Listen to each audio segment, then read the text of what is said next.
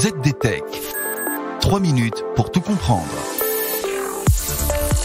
Bonjour à tous et bienvenue dans le ZDTech, le podcast quotidien de la rédaction de ZDNet. Je suis Guillaume Sariès et aujourd'hui je vous explique pourquoi la CNIL avertit les supporters français qui se rendent au Qatar de laisser leur smartphone à la maison.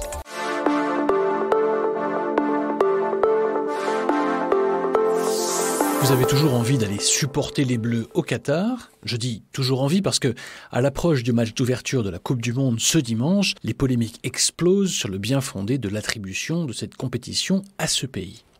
Et côté tech et protection des données personnelles aussi, il semble qu'il y ait quelques soucis. Sachez déjà que le Qatar interdit de filmer et de prendre des photos avec votre smartphone dans les bâtiments gouvernementaux, les écoles, les logements pour travailleurs migrants, les lieux de culte ou encore les hôpitaux. Mais ce n'est pas tout. La CNIL française, la Commission nationale de l'informatique et des libertés, recommande aux supporters de voyager avec un smartphone vierge ou d'utiliser un ancien téléphone remis à zéro, voire de prendre un téléphone jetable prépayé pour aller au Qatar.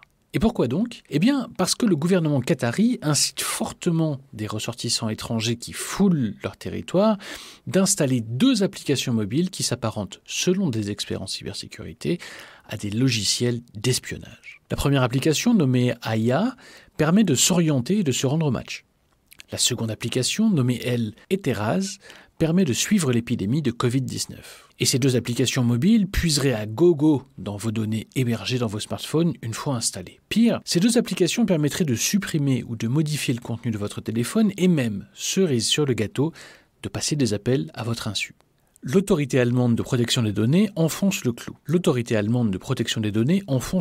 L'une des applications collecte des données pour savoir si un appel téléphonique est passé et avec quel numéro, dit-elle. L'autre application empêche l'appareil sur lequel elle est installée de se mettre en mode veille. Bien sûr, les conditions générales d'utilisation de ces applications sont explicites à ce sujet. Mais oui, vous aussi, vous ne les lisez pas. Le ministre français du numérique, Jean-Noël Barrot, a de son côté insisté sur le fait que, contrairement à la France, le RGPD n'existe pas au Qatar. D'où l'idée poussée par la CNIL de voyager avec un smartphone vierge de toute information personnelle. Et si jamais vous tenez absolument à emporter votre smartphone dans les stades qataris, le gendarme français de la vie privée conseille, je cite, de limiter les autorisations système à celles strictement nécessaires. La CNIL recommande également aux voyageurs d'installer les applications juste avant leur départ et de les supprimer dès leur retour en France ou encore de ne se connecter qu'à des réseaux Wi-Fi sécurisés. En tout état de cause, une vigilance particulière sera apportée au contenu qui pourrait vous placer en difficulté vis-à-vis de la législation du pays visité,